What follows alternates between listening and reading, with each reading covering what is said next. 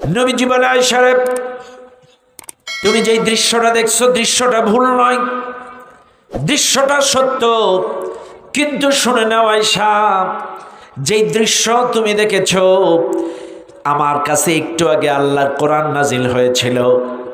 এই কোরআন নাজিল হওয়ার পরে কোরআনের বরকতে আমার উপরে আল্লাহর রহমতের ফোঁটা বর্ষণ হচ্ছিল। এটা বর্ষণ হতে হতে আমি বাড়ির দিকে আসছিলাম। এই দৃশ্য তুমি দেখেছো ও আয়েশা? এটা আকাশের কোনো বৃষ্টির ফোঁটা, পানির ফোঁটা ছিল না। এটা আল্লাহর কোরআনের বরকতে, কোরআন নাজিলের বরকতে আল্লাহর রহমতের ফোঁটা ছিল। আম্মাজান আয়েশা শুনে খুশি হলেন, শুকরিয়া আদায় করলেন। এবার বললেন, ইয়া রাসূলুল্লাহ, আপনি তো চিরকাল চিরদিন এই পৃথিবীতে থাকবেন না, আজ হোক কাল হোক এই পৃথিবী থেকে আপনি চিরবিদায় নিয়ে পরপারে চলে যাবেন।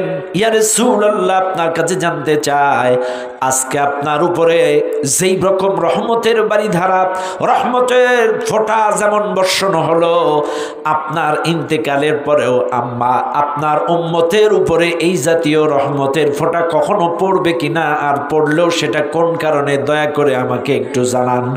নবীজি ডাক দিয়ে বলেন, আয়েশা রে, আমার উপরে যেই রকম রহমতের ফোঁটা তুমি বর্ষণ হতে দেখেছ, একই রকম রহমতের ফোঁটা আমার উম্মতের পরেও, আমার ইন্তেকালের পরে আমার উম্মতের উপরে কিয়ামত পর্যন্ত বর্ষণ হবে। তখন আমার উম্মাতগুলা যখন দলে দলে গায়ে গায়ে ঐক্যবদ্ধভাবে কোন মাজলিসে বসে কোরআন সুন্নাহর আলোচনাটা মনোযোগ সহকারে কান দিয়ে মন দিয়ে শুনবে, যতক্ষণ কোরআন শুনবে আজকের মতো রহমতের ফোঁটা তাদের উপরে বর্ষণ হবে। আমার উপরে যেই রহমতের ফোঁটা তুমি আজকে পড়তে দেখেছো, আমার উম্মতগুলো যখন কোরআনের কথাগুলো মনোযোগ সহকারে শুনবে, তাদের উপরেও একই রকম রহমতের ফোঁটা পড়তে থাকবে। চাইলে এখানে যে আছেন, লাভ না লস? আরো জোরে, এ রহমতের বাগান থেকে উঠে যাবেন না তো ইনশাল্লাহ? ইনশাল্লাহ শেষ পর্যন্ত থাকবেন। মনে রাখবেন, এটা তো হাদিস। কোরআন, ওয়া ইযা কুরিআল কুরআনু ফাসতামিউ লাহু ওয়া আনসিতু লাআল্লাকুম তুরহামুন। বলেন আল্লাহু আকবার।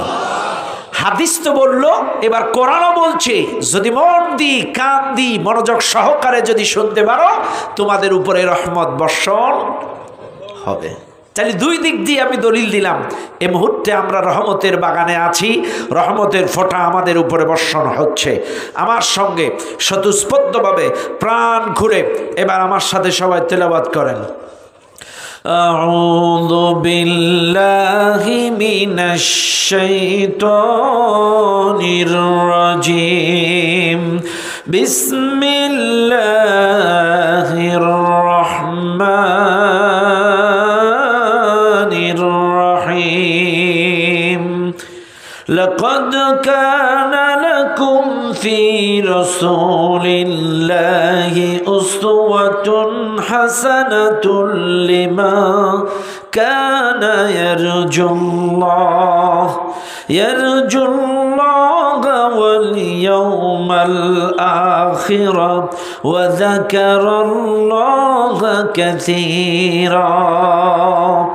সাদাকাল্লাহুল আযীম। সূরাটির নাম সূরাতুল আহজাব। কোন সূরা? সবাই বলেন, আহজাব।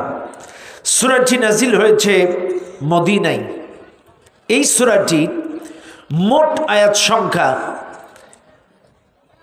৭৩, রুকু সংখ্যা ৯। এই সূরাটি ৩৩ নম্বর সূরা। এই সূরাটার ২১ নম্বর আয়াত আমি আপনাদের সামনে তেলাওয়াত করেছি। আল্লাহ তাআলা বলেন, লাকাদ কানা লাকুম ফি রাসূলিল্লাহি উসওয়াতুন হাসানা। অবশ্যই তোমাদের জন্য রাসূলুল্লাহর মধ্যেই রয়েছে উত্তম আদর্শ।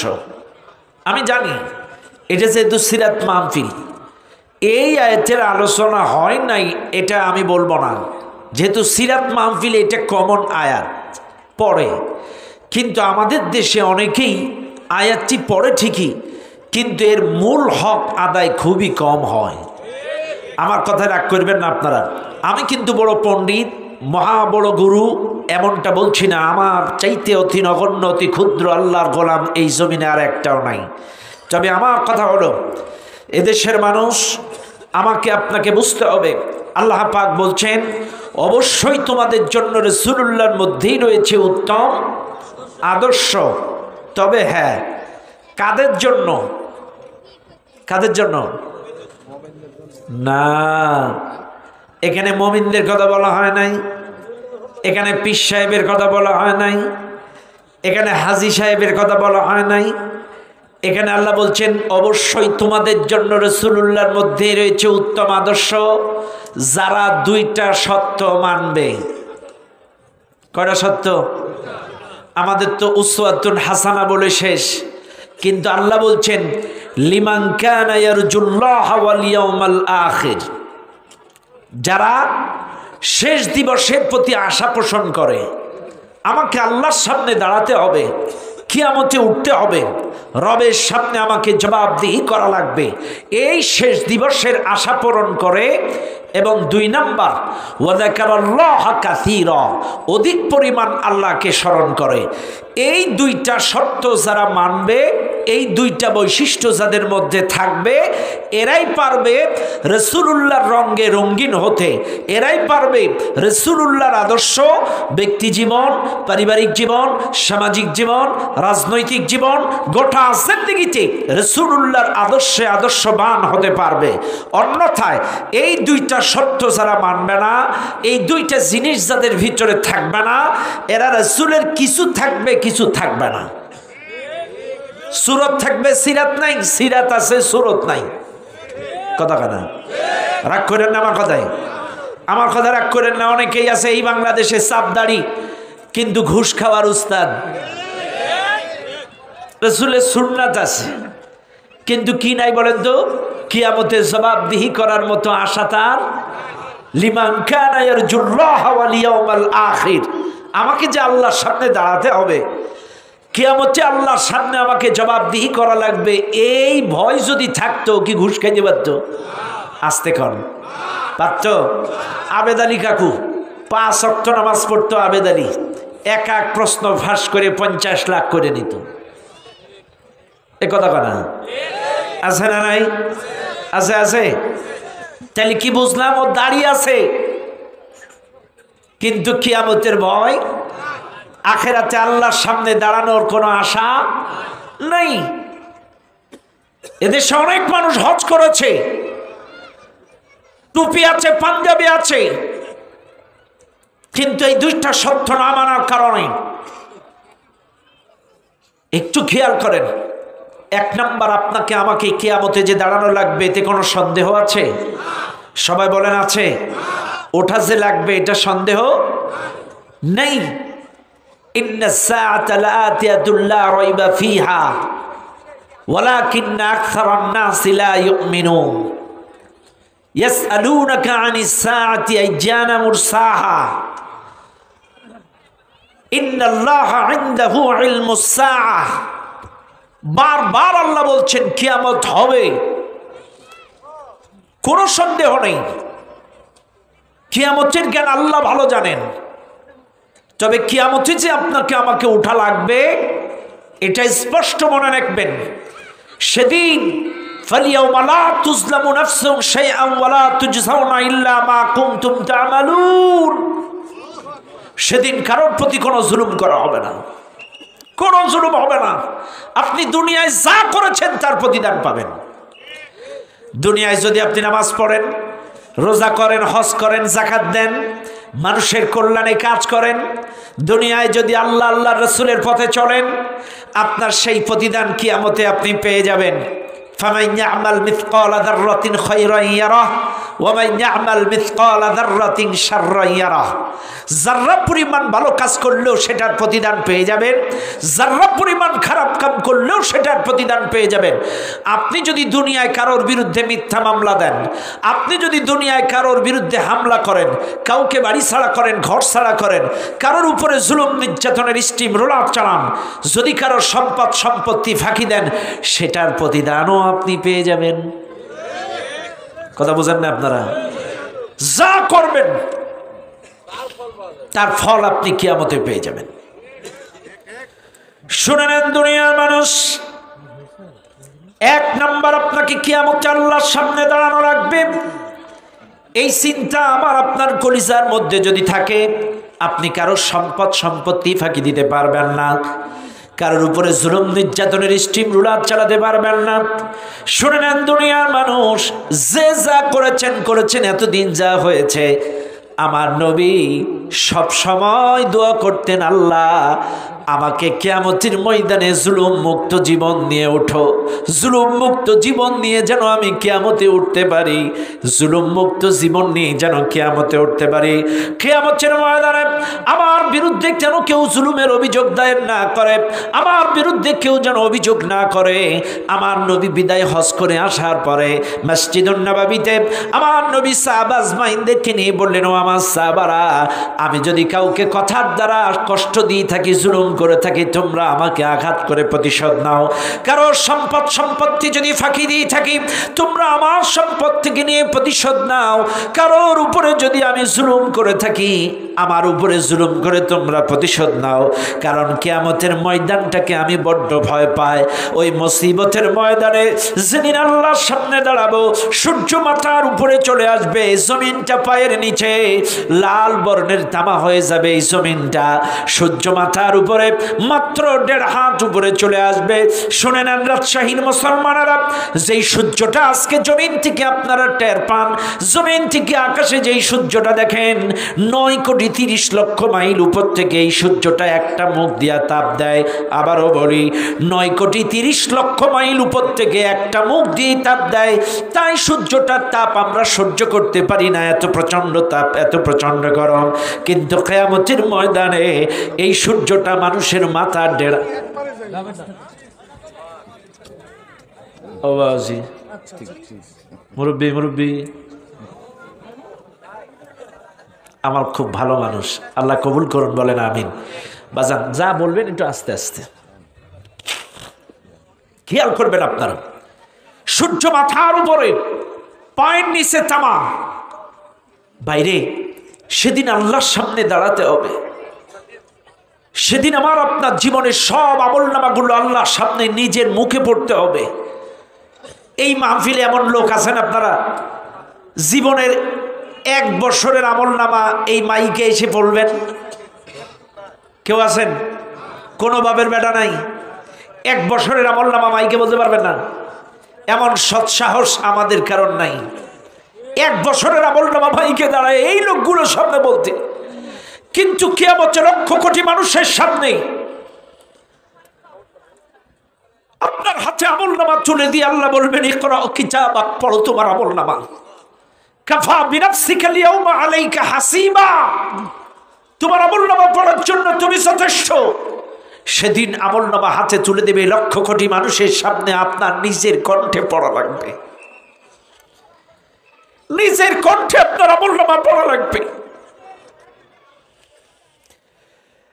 এবার বান্দা যদি জেনা করে, ব্যভিচার করে, সুদ খায়, ঘুষ খায়, দুর্নীতি করে, পরকিয়া যদি করে, অনেক মানুষ আছে তারা আমলনামা পড়বে না।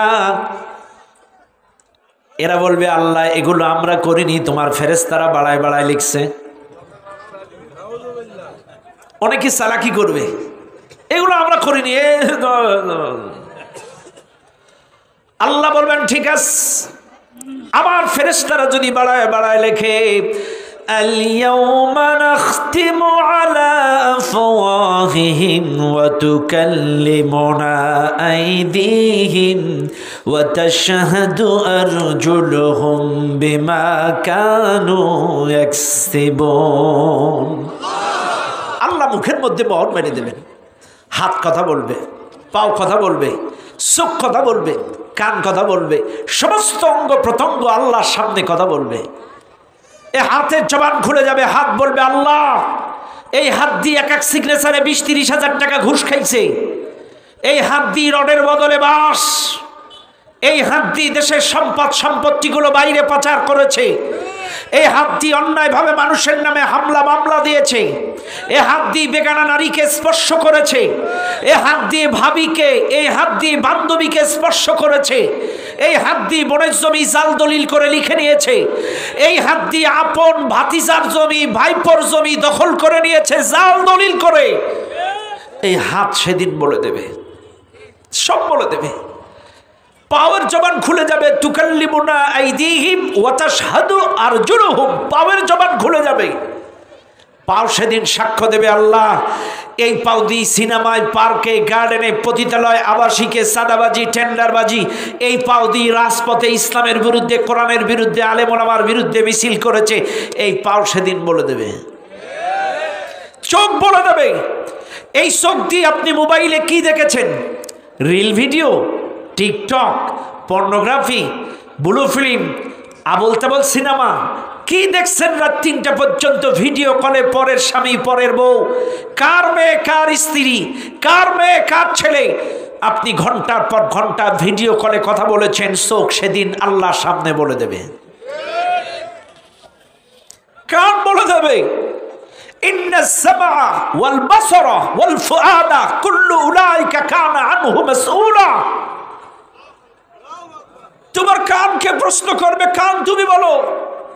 কান বলবে আল্লাহ ইংলিশ গান, হিন্দি গান, ইয়ারফোন লাগায় খালি আকুম বাকুম। ঘন্টার পর ঘন্টা কানের থেকে মোবাইল সরায়নি, লেগেই ছিল মোবাইল। বিছানায় শুইয়া কানে ফোন লাগায়া, কথা কানা, বিছানায় শুইয়া কানে ফোন লাগায়া বলে সোনা বন্ধু মরে তুমি ভুইল না, মোবাইল আসিল কি দোলা লাগিল, পড়াশোনায় মন, কত কানা। রাত 12টার পরে নার্গিস যখন ফোন করেন, দু চোখেতে ঘুম, কত কানা, ঠিক নেই বাইরে। আমি একটু হাসির ছলে বুঝাই, কিন্তু রাগ করেন না। এগুলো কিন্তু কিয়ামতে আপনাকে বলা লাগবে, আপনার কান কিন্তু বলবে আপনি কি কি কথা বলেছেন। আপনার রেকর্ডিং ছেড়ে দেবে এই কান, রেকর্ড আর ছেড়ে দেবে। আপনি কি কি ভাষা ব্যবহার করেছেন রাতের অন্ধকারে, কান বলে দেবে, চোখ বলে দেবে, প্রত্যেকটা অঙ্গ প্রত্যঙ্গ সাক্ষ্য দেবে। আমি মাঝে মাঝে আমার আলোচনার মধ্যে বলি, এই বাংলাদেশের যুবকগুলো আল্লাহর প্রতি ঈমান নাই, বান্ধবীর প্রতি ঈমান। বলবেন হুজুর এটা আবার কিরাম কথা, জীবনে কখনো শুনিনি বান্ধবীর প্রতি ঈমান। ঈমান মানে কি? এ সবাই বলেন, ঈমান মানে এই জায়গাটায়, এটা একটা বাড়ি না স্কুল? বাড়ি কই? বাড়ির পাশে আছে। এমনও চ্যাংড়া যুবক আছে, এর বান্ধবীর বাড়ি বানেশ্বর। বান্ধবী বলেছে দেখো তুমি আমাকে কেমন বিশ্বাস করো, কেমন ভালোবাসো, এই রাত 12টায় এসে কাল 14 ফেব্রুয়ারি ওই ফুলটা দিয়ে না বলা কথাটা বলে যাও। চ্যাংড়াগুলো যাবে না যাবে না? কত কিলোমিটার বানেশ্বর? 13 কিলো। চাইলে এই শীতের রাজ্যে 13 কিলোমিটার দূরে বানেশ্বর যে ফুলটা দিবে। এবার আপনারা বলেন, মুয়াজ্জিন ফজরের সময় এই মসজিদে বলবে আসসালাতু খায়রুম মিনান নাওম।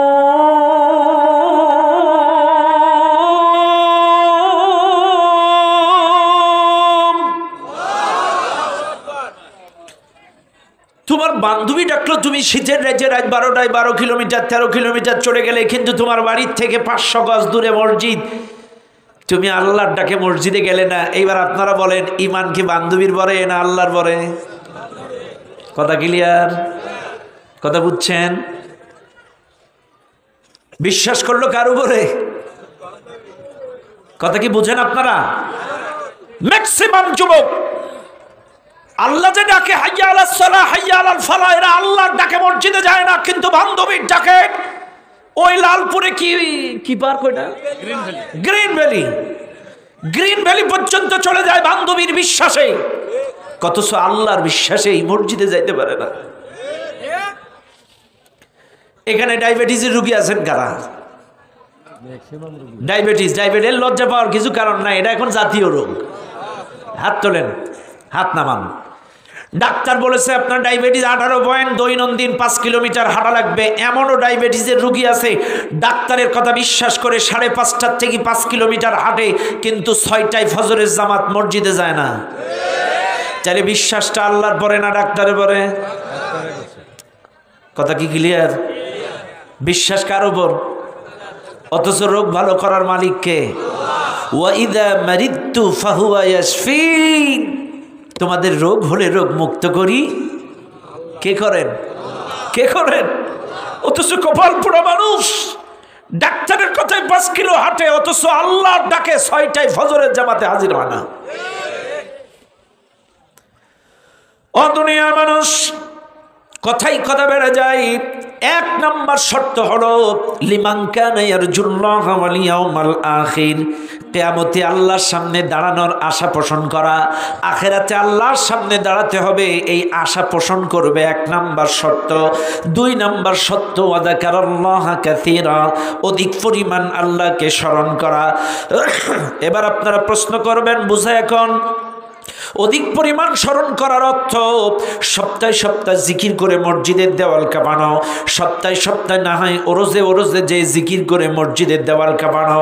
তা না হলে কি, শুনে নেন দুনিয়ার মানুষ, ওয়া যাকারাল্লাহ কাসীরা এর অর্থ শুধু সাপ্তাহিক জিকির নয়, এর অর্থ শুধু মসজিদে সুবহানাল্লাহ আলহামদুলিল্লাহ আল্লাহু আকবার এর অর্থ না।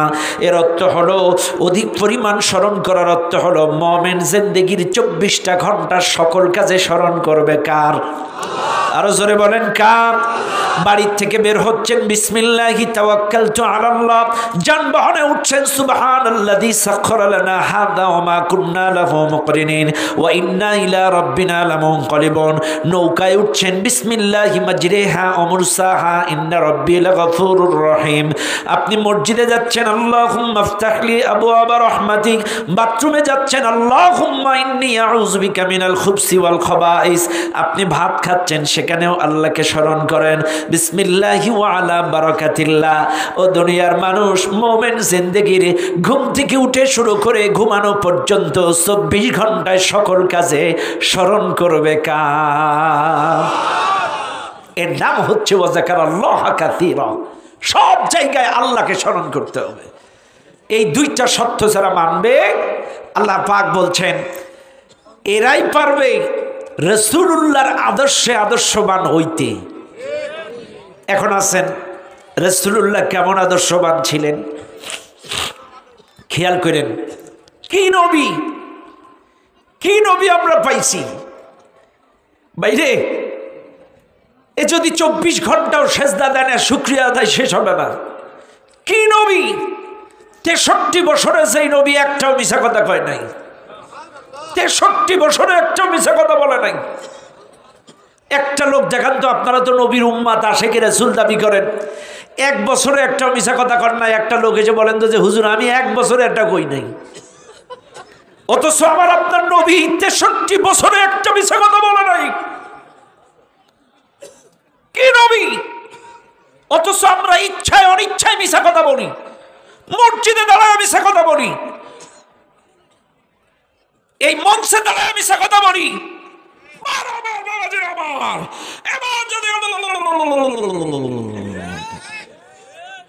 হ্যাঁ, এই যে সামনে নির্বাচন আসতেছে, দেখবেন কত নামাজি দেখা যাবে একই আসরের নামাজ 2 পাড়ায়।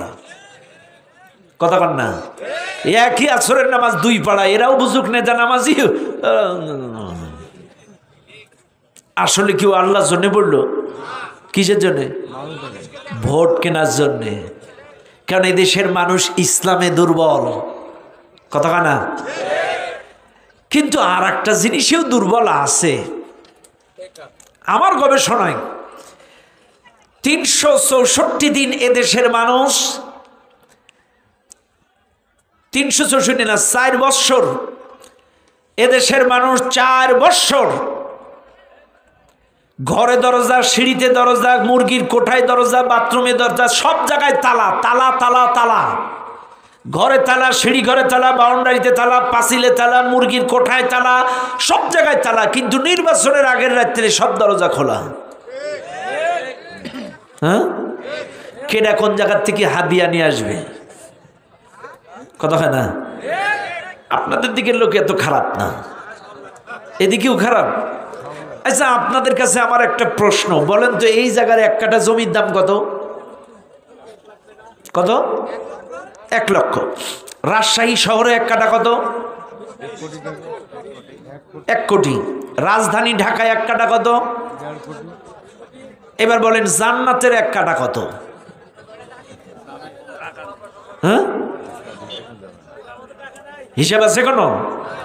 চাইলে আপনাদের কাছে সহজ হিসাব দেই, এখানে 1 লাখ, ওখানে 50, ওই রাজধানী ঢাকায় 1 কোটি, জান্নাতের হিসাব। ভাইরে, চাইলে আপনি যেই ইমান দিয়ে জান্নাতের জমি ক্রয় করবেন, সেই ইমান যদি নির্বাচনের আগে রাত্রে 500 টাকা 1 প্যাকেট বিড়ি 1 কাপ চাই যদি বিক্রি হয়, ওই ইমানদারের জন্য ওই জমি? তাই মনে করেন? যে ইমান 500 টাকায় বিক্রি হয়, যে ইমান 1 কাপ লাল চাই বিক্রি হয়, যে ইমান একটা শাড়িতে লুঙ্গিতে বিক্রি হয়, আল্লাহর কসম জান্নাতের ওই জমি তাদের জন্য বরাদ্দ করা হবে না। আপনারা কি আবেগে বললেন না বিবেক দিয়ে বললেন? তাইলে 2 হাত দেখান, আমরা এই কালো টাকা হাত দেব না। বলেন ইনশাআল্লাহ। হাত নামান, আল্লাহ কবুল করুন, বলেন আমিন। সম্মানিত ভাইরা আমার, কি নবী আমার, আসুন আজকে আমি রাসূলুল্লাহর আদর্শ আপনাদেরকে একটু বোঝানোর চেষ্টা করি। ও মুসলমান, এমন একজন নবী আমরা পেয়েছি, এমন কোনো দিক নাই যেই দিকটা আমার নবী আপনাকে আমাকে শিক্ষা দেন নাই। তিনি আদর্শবান স্বামী, তিনি আদর্শবান পিতা, তিনি আদর্শবান রাষ্ট্রনায়ক, তিনি আদর্শবান বিচারক, আদর্শবান প্রতিবেশী, আদর্শবান নেতা। কেমন নবী ছিলেন আমার, এমন কোনো দিক নাই যেই দিকটা আমার নবী বাস্তবে প্র্যাকটিক্যালি আপনাকে আমাকে শিক্ষা দেন নাই। আজকে আসুন আমি আপনাদেরকে ধারাবাহিক একটু রাসূলুল্লাহর জীবন আদর্শ শোনানোর চেষ্টা করি। সম্মানিত ভাইরা আমার, বাবাজিরা আমার, আমার নবী বিশ্ব নবী 40 বৎসরে নবুয়াতি পেয়ে গেলেন। 40 বৎসরে নবুয়াতি পাওয়ার পরে আমার নবীকে আল্লাহ পাক 7 দফা কর্মসূচি দিয়ে দুনিয়ায় পাঠালেন। হুয়াল্লাযী বাআসা ফিল উম্মিয়্যিনা রাসূলাম মিনহুম ইয়াতলু আলাইহিম আয়াতিহি ওয়া ইউযাক্কিহিম ওয়া ইউআল্লিমুহুমুল কিতাবা ওয়াল হিকমা। আল্লাহ 4 দফা কর্মসূচি দিয়ে আমার নবীকে এই দুনিয়ার মধ্যে প্রেরণ করলেন। 1 নম্বর কর্মসূচি ছিল আল্লাহর কিতাবের আয়াতগুলো তেলাওয়াত করে শোনানো। এই কিতাবের আয়াতগুলো তেলাওয়াত করে এই দুনিয়ার মানুষদেরকে শোনানো। শুনে নেন রাজশাহীর মানুষ, আমার নবী মক্কাবাসীর কাছে চলে গেলেন। মক্কাবাসীর কাছে যাওয়ার পরে প্রাথমিক পর্যায়ে মক্কার মানুষদের কাছে আল্লাহর নবী প্রকাশ্যে দাওয়াত দিতে পারেন নাই। আমি আবারও বলি, আমার নবী প্রকাশ্যে দিন প্রচার করতে পারেন নাই। প্রাথমিক পর্যায়ে তিনি গোপনে গোপনে গোপনে গোপনে দিন প্রচার করেছেন, সত্য প্রচার করেছেন। মানুষের কাছে দ্বীনের দাওয়াত গোপনে গোপনে আমার নবী পৌঁছে দিয়েছেন। খেয়াল করবেন মুসলমানেরা, এই 3 বছর তিনি প্রকাশ্যে দিন প্রচার করতে পেরেছেন। 16 বছরে আপনারা প্রকাশ্যে কোরআনের হক কথাগুলো বলেছিলেন, পারছিলেন? খবরদার, সত্য কথা বলবেন। এই 16টা বছরে দারসুল কোরআন ডাইরেক্ট কোনো মসজিদে দারসুল কোরআন চলতে দেন নাই।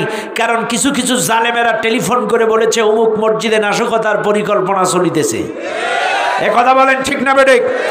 কোরআনের দার্স শুনতে দেয়নি, কোরআনের তাফসীর করতে দেয়নি, দারসুল কোরআন দারসুল হাদিস শুনতে দেয়নি। এই জালেমেরা তেলতেলা ওয়াজ যারা করেছে তাদের মাহফিলে বাধা দেয়নি। কথাক্ষণ ঠিক কেনা? খেয়াল করবেন, আমার নবী 3টা বছরে দাওয়াত দিলেন। এই 3 বছরে ছিল মৌখিক, গোপনে গোপনে। এই 3 বছরে আমার নবীর বিরোধিতাও ছিল মৌখিক, খুব বেশি প্রখার রূপ ধারণ করে নাই। এই 3 বছরের বিরোধিতা ছিল আংশিক আংশিক, মৌখিক। জাদুকর, পাগলা, গণক ঠাকুর বিভিন্ন কায়দায় থাকে মৌখিক আকারে, মারাত্মক আকারের বিরোধিতা কাফেররা করেনি। এবার আসেন, 3 বছর পরে আমার নবী এইবার প্রকাশ্যে দাওয়াত দিবেন। 4র্থতম বছরে, নবুয়াতির 4র্থতম বছরে নবী প্রকাশ্যে দাওয়াত দিবেন। এবার নবী চলে গেছে, সমস্ত কাফেরদেরকে ডাকলেন মক্কার। আবু জাহেল, উতবা, সাইবা, উদাইবা, ওয়ালিদ বিন মুগীরা, আবু লাহাব, সব বড় বড় কাফের একত্রিত। নবী বলতেছে আমি যদি তোমাদের বলি ওই পাহাড়ের কিনারায় লোক লুকায় আছে, তোমরা কি বিশ্বাস করবা? বলে হ্যাঁ করবো। তুমি তো আল আমিন, তুমি তো সত্যবাদী, তুমি তো বিশ্বস্ত, সাদিক, তুমি সত্যবাদী, আজ অব্দি তুমি কোনো মিছা কথা কও নাই, আজকেও বলবা না, এ বিশ্বাস তোমার প্রতি আমাদের আছে। এ কথা যখন বলল তখন নবী বলছে ঠিক আছে তাহলে শোনো, ইয়া আইয়ুহান নাস কুলু লা ইলাহা ইল্লাল্লাহ, পড়ো আল্লাহ ছাড়া কোনো আইনদাতা নাই, বিধানদাতা নাই, মাবুদ নাই, ইলাহা নাই। এই কালেমার দাওয়াত যেই দিছে, রাগ করেন না আমার কথায়, বুঝবেন কিন্তু সেই সময় এই কালেমাটা ছিল আরবি, কোরআনটা ছিল আরবি, আরবিনদের ভাষাও ছিল আরবি, ওই সৌদি আরবদের ওই ভাষাও ছিল আরবি, আরবিয়ানদের ভাষাও আরবি, আমার নবী যে দাওয়াতটা দিলেন এটাও আরবি। সাথে সাথে পার্শ্ব প্রতিক্রিয়া হলো, আবুল আহাবের পায়ের কাছে ছিল পাথরের টুকরা, দাম করে ছেলে মারলো, নবীর কপালের কোণায় লেগে দরদর করে রক্ত ঝরল। খেয়াল করেন। আর আমাদের দেশে কি হয়? আমাদের দেশে সবাই কিন্তু কালেমার দাওয়াত দেয়, রাগ করবেন না আপনারা, সবাই বলে আমারটাই নবীওয়ালা দাওয়াত, আমারটাই কালেমার দাওয়াত, আমারটাই হকের দাওয়াত, সবাই বলে। কিন্তু আমার দেশে কোনো পার্শ্ব প্রতিক্রিয়া হয় না, কারণ সেই দেশে ছিল কালেমাটাও আরবি, ওদের ভাষাও ছিল আরবি, ওরা অর্থ বুঝলো, টাস করে নবীর কপালে পাথর মারলো। কিন্তু আমার দেশের মানুষের ভাষা বাংলা আর কালেমাটা হলো আরবি, এই জন্য এক এক সিলসিলার লোক এক এক রকম ব্যাখ্যা দেয়।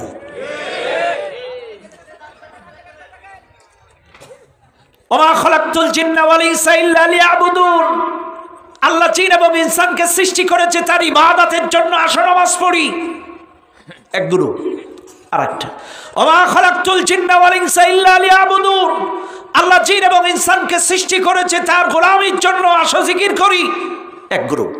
আরেক গুরু বলছে, ওমা খলাকতুল জিন্না ওয়াল ইনসা ইল্লা লিয়াবুদুন, আল্লাহ জিন এবং ইনসানকে সৃষ্টি করেছে তার গোলামি করার জন্য, আসো পাগড়ি ধরো, বায়াত নাও।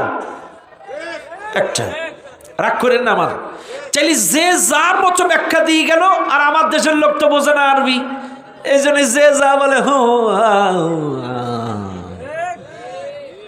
কথা না, রাগ করবেন না, বুঝবেন কিন্তু সবাই বলে আমারটা সঠিক, আর আমার দেশের মানুষ বোঝে না, এরা মনে করে হুজুরদের মধ্যে এত দল হবে কেন? হ্যাঁ, এরা নাই বিভিন্ন দলে বিভ্রান্ত হতে পারে। এই ইসলামী ঐক্যফ্রন্ট, ইসলামী শাসনতন্ত্র, খেলাফত মজলিস, এ জামাত ইসলাম, এ তাবলীগ, এ সরমনা, এ মাইজভান্ডারি, এ ফুরফুরা, এ আটরশি, এ দেওয়ানবাগি, এ গোলাপবাগি, হুজুরদের মধ্যে এত দল কেন? কথা কেন? সাপোজ প্রশ্ন, সাধারণ মানুষ কিন্তু এখন বিভ্রান্তির মধ্যে আছে যে আপনাদের মধ্যে এতগুলো দল কেন? এইবার একটা জবাব দেন। এবার জান আপনার শালা কটা? আমার শালা তিনটে। শোনেন, আমি একটু উদাহরণ দিচ্ছি আমার বাপজান দি। আমার বাজানের শালা একটা সিঙ্গাপুর থেকে, বিদেশ থেকে আসছে 10 বছর পরে, ওনার বাড়িতে বেড়াতে আসছে। কার বাড়ি? ওনার বাড়িতে, দুলাভাইয়ের বাড়িতে বেড়াতে আসছে। এখন ওনার স্ত্রী অর্থাৎ হোম মিনিস্টার, কে কে বলেন? Home minister. ওনার স্ত্রী ওনাকে বলল বাজারে যাও, একটা ইলিশ মাছ আনো। আমার ভাইটা 10 বছর পর বাড়িতে আসছে বেড়াইতে, ইলিশ কি আনতে বলছে? অর্ডার টাকার হোম মিনিস্টারের। আরে কি করেন আপনারা?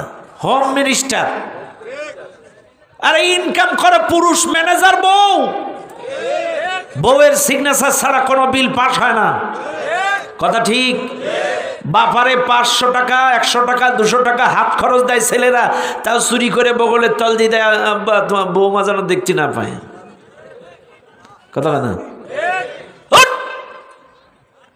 আপনার জন্ম দেওয়া বাবাকে আপনি 200 টাকা হাত খরচ দিবেন, পান খাওয়ার টাকা চুরি করে দেবেন কেন? আপনি ঘর জামাই নাকি? নির্লজ্জ বায়া কোথাকার। প্রকাশ্যে টাকা দেবেন, আপনার স্ত্রীর হাতে দেবেন, এই নাও আজকে হাটবার, আমার বাবা বাজারে যাবে, এই টাকাটা দাও, তার গোপ দাড়ি কাটা লাগবে, যাও। এর দ্বারা লাভ দুটো। 1 নাম্বার লাভ, ওই বইয়ের কলিজাটাও বড় হবে। আমি আমার শ্বশুরের সপ্তাহে সপ্তাহে 500 টাকা করে দেই, আরও 5টা বুর সাথে গল্প করবে, এলাকার প্রতিবেশীর সাথে, এতে প্রচার হবে। 1। 2 নাম্বার লাভ, ওই শ্বশুর এবং শাশুড়ি চিন্তা করবে, আমাদের বৌমা যেহেতু হাত খরচ দেয়, তাহলে 7 খুন মাপ, যাই করুক, আর বাপের বাড়ি নালিশ করা যাবে না। অনেক শ্বশুর শাশুড়ি আছে কিচ্ছু করলি ঠুসঠাস করে খোকার সাথে নালিশ করে, খোকা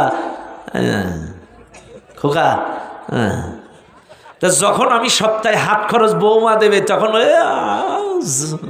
কে নালিশ, আর বৌমা হাত খরচ দিচ্ছে এখনো শোনার চান। কয়টা লাভ হলো? আপনি চুরি করে দেবেন কেন? কেন চুরি করে দেবেন? আপনার কামাই করা টাকা আপনার বাবাকে হাত খরচ দেবেন, এটা চুরি করার কিছু নাই। প্রকাশ্যে দেবেন হাত খরচ। নামাজ যেমন ফরজ, রোজা যেমন ফরজ, হজ যেমন ফরজ, প্রত্যেকটা সন্তানের জন্য তার পিতামাতার খেদমত করাটাও ফরজ। শুধু নামাজ রোজাটা ঠিক রাখবেন। শুনে নেন দুনিয়ার মানুষ, বাজারের শালা ইলিশ মাছ, বাজারের স্ত্রী ইলিশ মাছ আনতে বললেন, উনি বাজারে চলে গেলেন। বাজারে যে এটি তো মাছের বাজার না এটা? হ্যাঁ, এই তো দেখলাম আমি আসার সময় মাছ বাজার। 50টা মাছের দোকান, অন্যান্য মাছ 49টা দোকানে, ইলিশ মাছ মাত্র এক দোকানে। এক দোকানে ইলিশ মাছ, অন্যান্য মাছ 49টা দোকানে। এখন ওনার স্ত্রীর অর্ডার ইলিশ, এখন এক দোকান ছাড়া আর কোনো দোকানে ইলিশ নাই। পচা হোক, খাটো হোক, বাসি হোক, ছোট হোক, দুর্গন্ধ হোক, যাচাই করার কোনো চান্স নাই। এই মাছটাই তাকে বাড়িতে আনা লাগবে। শুনে নেন মুসলমানেরা, কিন্তু আমার বাজান যদি বাজারে যে দেখতো 50 দোকানে ইলিশ মাছ, তাইলে অবশ্যই যাচাই করার চান্স পেত, কোনটা শক্ত, কোনটা তাজা, কোনটা ডিমলা, কোনটা ভালো, দেখে দেখে বেছে বেছে বেছে বেছে ভালো মাছটাই বাড়িতে আনতে পারত। উদাহরণটা দেওয়ার কারণ, এক দোকানে মাছ থাকলে যেমন যাচাই করার চান্স নাই, খালো হোক, খাটো হোক, ছোট হোক, পচা হোক, এটাই নেওয়া লাগবে, যাচাই করার সুযোগ নাই। কিন্তু 50 দোকানে থাকলে যাচাই করার চান্স আছে। আজকের মাহফিলের জনগণ শুনে নেন, ইসলামের মধ্যেও 80 গুন্ডা দল, এটা আমার আপনার জন্য প্লাস পয়েন্ট। কারণ যদি এক দোকানে ইসলাম থাকতো, যাচাই করার কোনো সুযোগ থাকতো না। কিন্তু একাধিক দোকানে ইসলাম থাকার কারণে আপনার বিবেক আছে, মনসত্ব আছে, আপনি দেখে দেখে বেছে বেছে বেছে বেছে কোরআনের দলটাই গ্রহণ করে নেন। কোরআন আছে যেখানে, কোরআন নাই যেখানে। কথা বলেন ঠিক না বেঠিক? কারণ আল্লাহ বলছে, ইয়া আইয়ুহাল্লাযীনা আমানুত্তাকুল্লাহ ওয়া কুনু মা'আস সাদিকিন, হে ঈমানদারগণ আমাকে ভয় করো, সত্যবাদীদের সাথে চলো। চাইলে সত্য কথা বলে কারা? কোরআন দিয়ে কথা বলে যারা। সত্য পথে ডাকে কারা? কোরআন দিয়ে ডাকে যারা। সত্য সমাজ বিনির্মাণের চেষ্টা করে কারা? কোরআনের আইন প্রতিষ্ঠা করার আন্দোলন করে যারা। কাজী কোরআনের পথটাই হকের পথ, সত্যের পথ। কাজী মনে রাখবেন, ওদের সাথেই চলা লাগবে। কারণ আমার নবীও কোরআনের আয়াত তেলাওয়াত করছে। আল্লাহও বলেছে, কিতাবুন আনজালনাহু ইলাইকা লিতুখরিজান নাস মিনাজ যুলুমাতি ইলান নূর, এই দুনিয়ার মানুষদেরকে কোরআন দিয়ে অন্ধকার থেকে আলোর পথে ডাকো। আর এক জায়গায় বলেন, ইয়া আইয়ুহার রুসুলু বাল্লিগ মা উনজিলা ইলাইকা মির রাব্বিক, হে নবী এই দুনিয়ার মানুষের কাছে কোরআনের দাওয়াত পৌঁছে দিয়ে মানুষকে রবের দিকে ডাকো। তাইলে বারবার একই কথা, কোরআন দিয়ে ডাকো, কোরআন দিয়ে অন্ধকার থেকে আলোর পথে ডাকো। আবার বলছে, আলা লাহুল খালকু ওয়াল আমর ইনিল হুকমু ইল্লা লিল্লাহ, জমিন যার। তাইলে কোরআনের দলটাই, কথা ক্লিয়ার? এটাই আমাকে আপনাকে অ্যাকসেপ্ট করা লাগবে। এইবার আসেন, চাইলে আমরা বুঝলাম নবী আমার প্রকাশ্যে যখন দাওয়াত দিলেন, পাথর মেরে কপাল ফাটিয়ে দিল। কেন? আল্লাহ ছাড়া আইনদাতা নাই। এ কথা যখন ওরা বুঝেছে, ওদের মাথা খারাপ। তাইলে আমাদের রচিত সংবিধান, রচিত বিধান, রচিত আইন চলবে না, আমাদের কথা মতো যা কিছু তাই। এই জালেমরা 16টা বছর ওদের রচিত আইন দিয়ে যা তা না করেছে। ওরা ইচ্ছা করেছে এদের নিষিদ্ধ করেছে, ওরা ইচ্ছা করেছে এটাকে ফাঁসি দিয়েছে, ওরা ইচ্ছা করে ওদের রচিত বিধান দিয়ে। এখন আবু জেহেলরা চিন্তা করছে, এই যে মুহাম্মাদের কথা, আল্লাহ ছাড়া কোনো আইনদাতা নাই, লা ইলাহা ইল্লাল্লাহ, চাইলে তো আমাদের রচিত কোনো কিছুই আর কামে লাগবে না, নেতৃত্ব কর্তৃত্ব থাকবে না। মুহাম্মদ চলে গেল মায়ের খেয়ে। এইবার এরা এক জায়গায় বসে মিটিং করলো, চিন্তা করলো কোনো কায়দায় মুহাম্মদকে আমাদের দলে আনতে হবে, যে কোনো বিনিময়ে, টাকা হোক, পয়সা হোক, নারী হোক, সম্পত্তি হোক, চেয়ার হোক, যা হোক, মুহাম্মদকে আনতে হবে। রাতের অন্ধকারে বিশ্বনবীকে ডাকলেন, আবু জেহেল, উতবা, সাইবা, ওয়ালিদ বিন মুগিরা, আবু সুফিয়ান, বড় বড় কাফের বেঈমানেরা বসা। এবার বিশ্বনবীকে ডেকে বললেন, মোহাম্মদ তুমি কি নারী চাও? না। বাড়ি চাও? না। গাড়ি চাও? না। সম্পত্তি চাও? না। তুমি কি আমার এই চেয়ার চাও? কি দিতে চাইছিল? তুমি কি আমার এই প্রেসিডেন্টের চেয়ারটা চাও? আবু জেহেল তখন কিন্তু রানিং প্রেসিডেন্ট। আবু জেহেল বলছে, তুমি কি দারুন নাদওয়ার প্রেসিডেন্টের চেয়ারটা চাও? তখন নবী কি কইছিল? সবাই বলেন না। চেয়ার চাইছিল, কিন্তু ওদের কাছে না। কার কাছে? কার কাছে? হেরা কিন্তু চেয়ার দিতে চাইছিল, কিন্তু নবী নেয়নি। শোনেন, সব তথ্য আপনাদেরকে বলে দেই। যেহেতু সিরাত মাহফিল রাসূলুল্লাহর আদর্শের উপরে, তার আদর্শ কেমন ছিল, তিনি মাথা বিক্রি করেনি। কাফেররা কিন্তু তাকে চেয়ারের অফার দিয়েছিল, কিন্তু নবী নেয়নি। কেন নেয়নি? আমি চেয়ার নিয়ে করবোটা কি? আমার আন্ডারে 300 সংসদ সদস্য তো উড়াই কথা কেন? আমি না হয় চেয়ার নিলাম, কিন্তু 300 সংসদ সদস্য তো সব ওরাই। আমি সংসদে বলবো, আস-সারিকু আস-সারিকাতু, চোর চুরি করলে চোরের হাত কেটে দাও, আইনটা বাস্তবায়ন হোক। এইবার স্পিকার বলবে, আইনের পক্ষে কারা আছেন? হ্যাঁ বলুন। সদস্য তো সব ওগের, এরা বলবে হ্যাঁ বলুন, হ্যাঁ বলুন। এইবার বলবে, আইনের বিপক্ষে কারা আছেন? না বলুন। না না না। এইবার স্পিকার বলবে, না জয়যুক্ত, না জয়যুক্ত, না জয়যুক্ত, মুহাম্মাদের হাত কাটার আইন বাতিল করা হলো। এই জন্যে আমার নবী ওদের আন্ডারে চেয়ার নেয়নি। এই বিগত ইলেকশনেও কিন্তু মুরব্বীরা চেয়ার দিতে চাইছিল। শোনেন, ওই জালেমেরা বলেছিল, এই দেবো, এই আসো। চেয়ার চাইছে কার কাছে? আর চেয়ার নি করবো কি? এই চেয়ার নাই দিল 200 তো ওগের। এই জন্য চেয়ার চাইছে কার কাছে? খেয়াল করেন, দুনিয়ার মানুষ। আমার নবী এইবার প্রকাশ্যে যখন দিন প্রচার করা শুরু করলেন, কাফেরদের জুলুম নির্যাতনের স্টিম রোলার বেড়ে গেল। যেখানে পাই সেখানেই মার, ঘরে মার, বাইরে মার, ব্যবসা প্রতিষ্ঠানে মার, যেখানেই পাই সেখানেই জুলুম নির্যাতনের স্টিম রোলার নির্যাতন চালায় মুসলমানদের উপরে। ও মুসলমান, সাহাবাজ মাইন্ডরা একটা পর্যায়ে সহ্য করতে পারে না। নবীর সাহাবারা আল্লাহর নবীর কাছে সেটাকে বলে, ইয়া রাসূলুল্লাহ, আমরা তো আর সহ্য করতে পারি না।